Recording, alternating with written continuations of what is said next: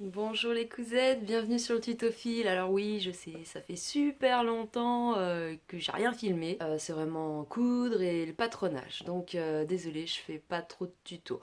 En tout cas, bienvenue aux nouveaux abonnés de ma page Facebook, le tutophile. On se rapproche des 600 abonnés. C'est super cool. Donc les nouveaux abonnés, ils m'ont posé pas mal de questions sur mes machines, ce que j'utilisais, sur mon canapé aussi que j'ai refait. Je vous le montrerai. Hop, voilà, j'ai refait ce canapé. Et aussi, on me pose pas mal de questions sur le patron, sur les patrons de base et comment je fais pour faire mes patrons de base. Donc voilà, on va commencer par les machines qui sont dans l'atelier, dont je me sers beaucoup. En ce moment, je me sers surtout, principalement de la surjeteuse.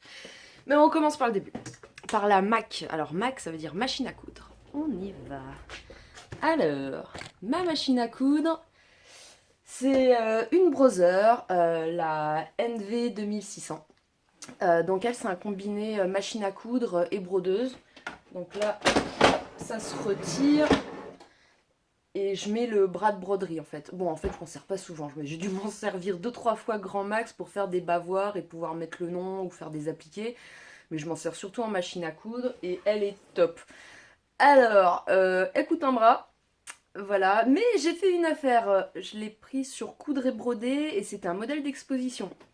Donc je l'ai eu pratiquement moitié moins cher, je veux pas dire le prix, mais pratiquement moitié moins cher. Ça fait moins mal.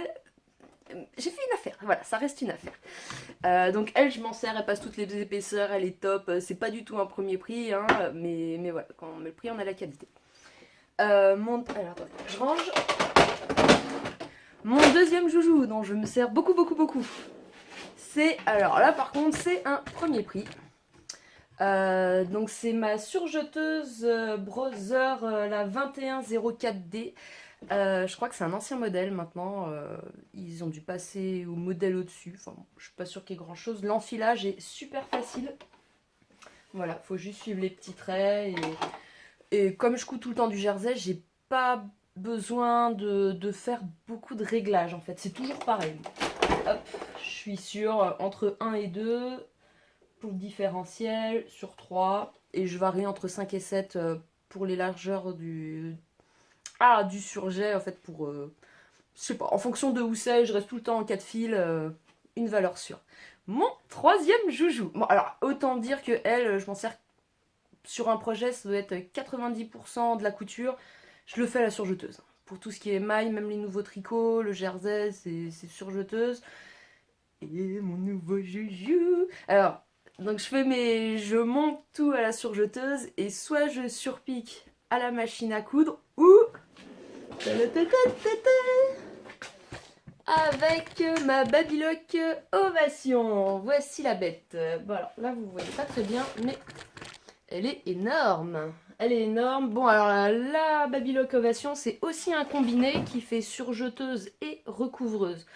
La recouvreuse, c'est pour faire mince, là on voit pas, mais si je l'ai fait à la recouvreuse. C'est pour faire les piqûres simples, ça s'appelle un point de chaînette, double ou triple. C'est pour les ourlets ou les surpiqûres.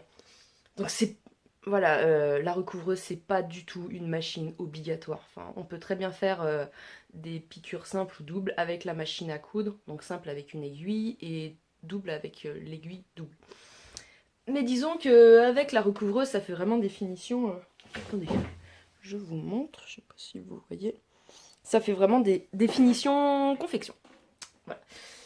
Et donc c'est un combiné surjeteuse recouvreuse et je m'en sers que en recouvreuse parce que souvent faut quand même tout désenfiler. Donc par exemple là je monte là surjeteuse en fil blanc et comme j'ai eu un coffret de fil avec l'ovation en fait, et ben je monte tout en blanc comme ça, je surjette, je surpique et là-bas je pique aussi à la Mac. Donc voilà, donc pour les machines de l'atelier, c'est bon. Maintenant, on va voir le canapé. Alors, le canapé, c'était toute une aventure. Il était à Romain, donc mon mari, et il était tout pourri. Parce que là où on est, l'atelier, c'était sa salle de squat et c'était dégueulasse, quoi.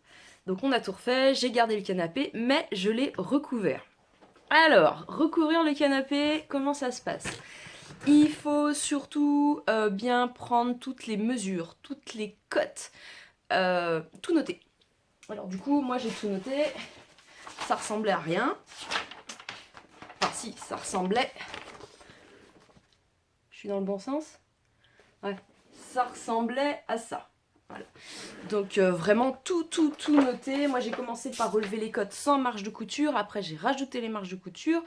Après j'ai évalué en gros le métrage qu'il me fallait et dans le doute on rajoute 1 mètre. 1 mètre de chaque, pas pour chaque pièce mais voilà, pratiquement de chaque couleur. Alors attendez, je vous le remontre. Hop hop hop. Voilà, donc il était noir dégueulasse. Et donc ce que je savais pas sur le canapé, c'est que souvent tout est collé, tout est agrafé. Donc moi je pouvais pas retirer la mousse. Je pouvais pas quoi non plus. Bah je pouvais rien retirer. Donc en fait j'ai rien retiré, j'ai tout mis par-dessus. Et pour que ça tienne et que ce soit tendu, j'ai choisi les scratchs. Donc il y a une partie des scratchs qui a été agrafée à la structure bois et l'autre a été cousue. Alors attendez, je vous montre. Canapé. J'ai acheté le tissu au tissu d'Ursule et pour faire le canapé, donc vous voyez il est pas très grand quand même, il m'a quand même fallu 9 mètres de... Alors c'est du tissu d'ameublement pardon. Donc il m'a fallu 9 mètres de suédine et 3 mètres de trucs jaunes. Donc en tissu d'ameublement. Alors j'avais plein d'idées de dingue et finalement, et bah à 20 € le mètre, on se calme direct en fait. Je suis allée sur les premiers prix, je voulais pas du tout de la suédine. Moi je voulais un truc un peu en relief, vous savez, avec les petits carrés, on fait des super sacs à main avec. Mais comme il m'en fallait 9 mètres, j'ai fait non mais enfin, j'étais pas prête à mettre 20 € par mètre pour ça. Donc je me suis rabattue sur la suédine qui était je crois 7,90 ou 8,90 le mètre.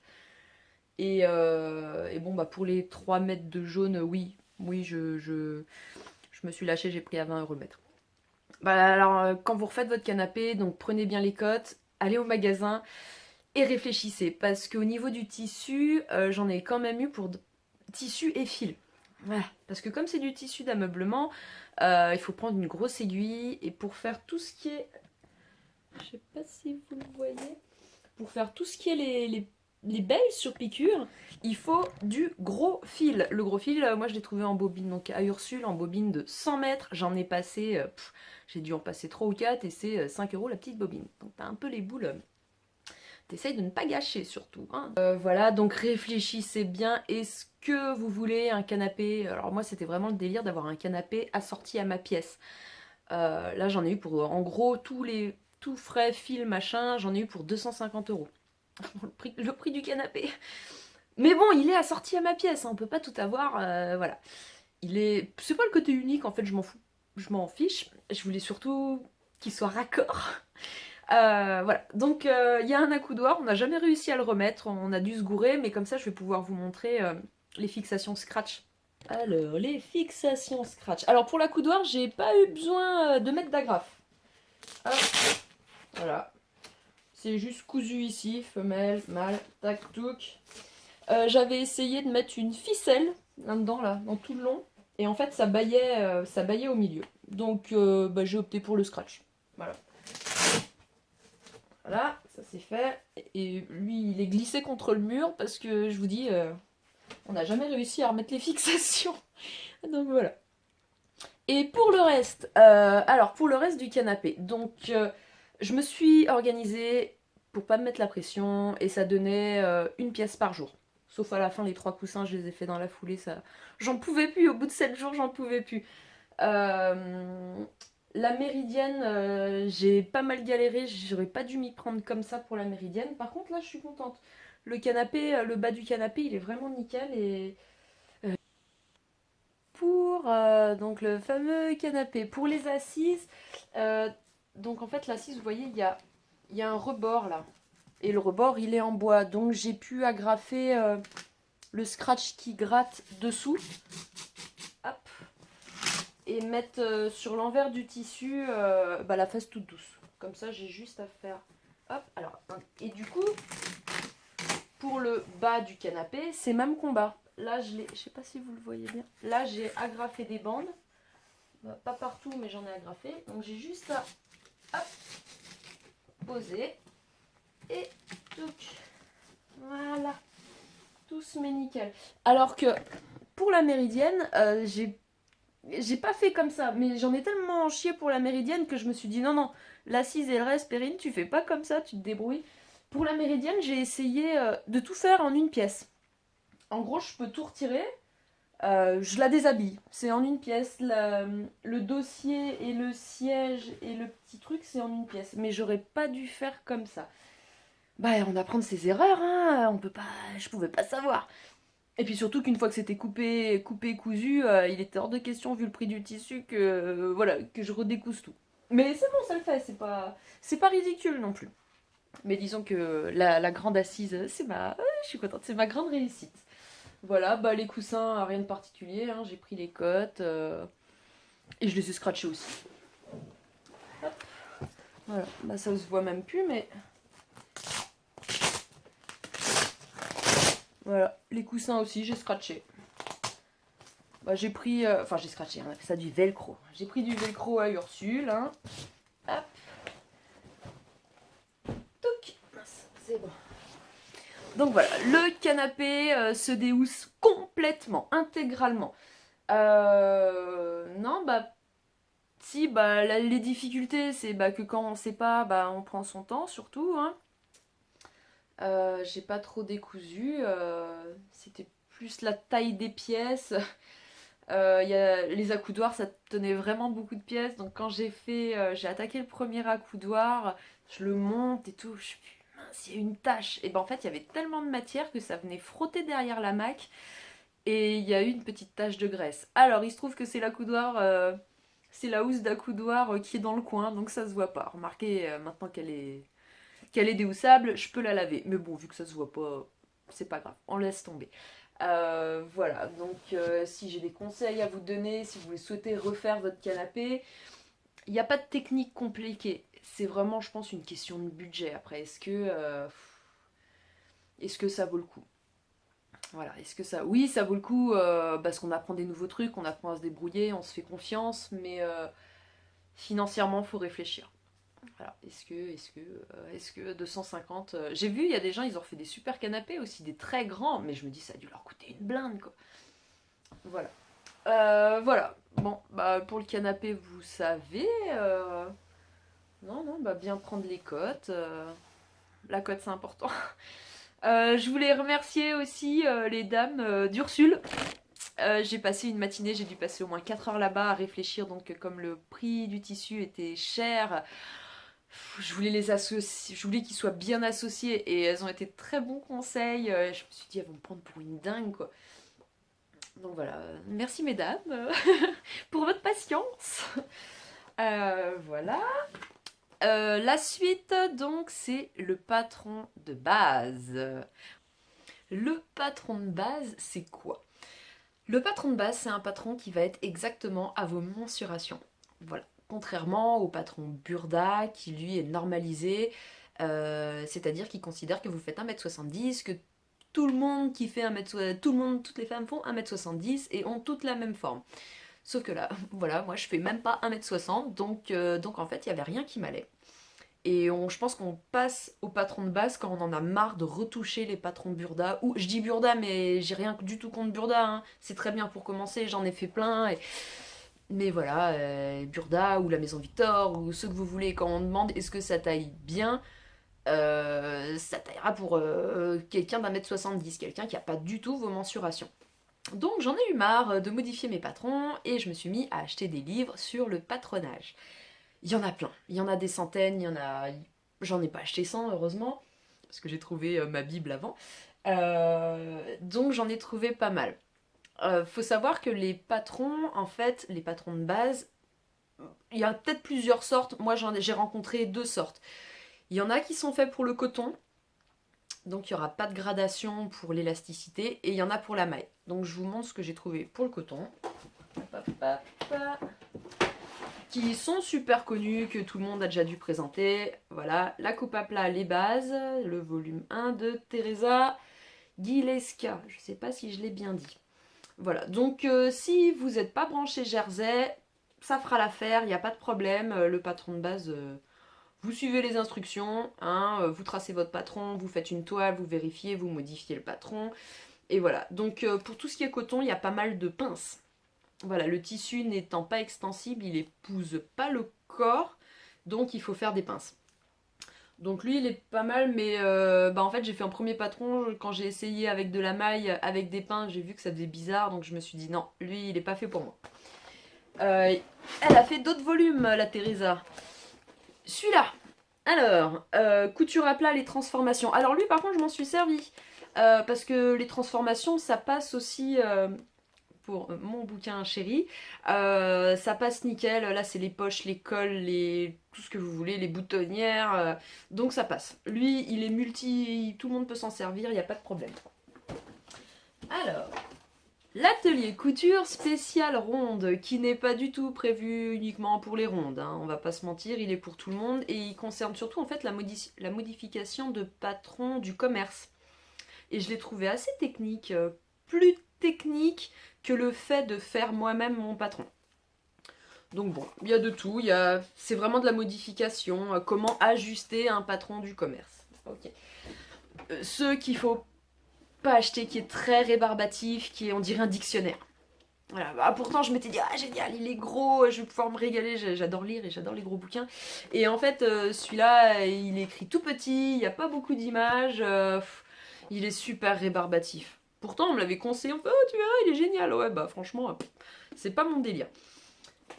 Alors maintenant je vous montre le mien, enfin le mien, c'est pas moi qui l'ai écrit, mais je l'adore. C'est de Julie Cole, le patronage pour la maille et les tissus extensibles. Et avec lui, on peut tout faire. Du jean, de la culotte, du t-shirt, du pull, du sweat, du manteau, du moment que c'est un petit peu extensible.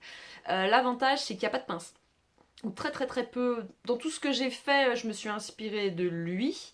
Et voilà, et il n'y a pas de pince. C'est très bien expliqué, c'est... Voilà. Il n'y a pas d'extension... Ce genre de bouquin sur le patronage, il n'y a pas beaucoup d'explications de montage. C'est vraiment, faut quand même avoir, enfin faut pas avoir des connaissances très poussées parce que j'en avais pas quand j'ai commencé, mais ça vous oblige quand même à réfléchir. Voilà, ils vont pas vous dire coup de les épaules, coup de machin, non. Eux, c'est vraiment du patronage, comment votre patron, il est à votre taille, voilà. Et comme c'est de la maille, et que les jerseys ou les mailles, ils ont différentes élasticités, en fait, ils vous montrent comment grader votre patron en fonction de l'élasticité. Et ça ressemble à ça après. Voilà. Ah, bah là, c'est mon dos, c'est ma base de dos. Voilà, donc vous voyez les gradations. Là, c'est pour l'élasticité très élevée, modérée, faible. Voilà, donc en fonction du tissu ou du rendu que vous voulez avoir, en fait, il faudra mettre votre feuille à patron dessus. Alors, moi, j'utilise toujours des couleurs, c'est toujours les mêmes. J'ai le bleu, le rouge, le vert et l'orange. Je ne sais pas si vous voyez.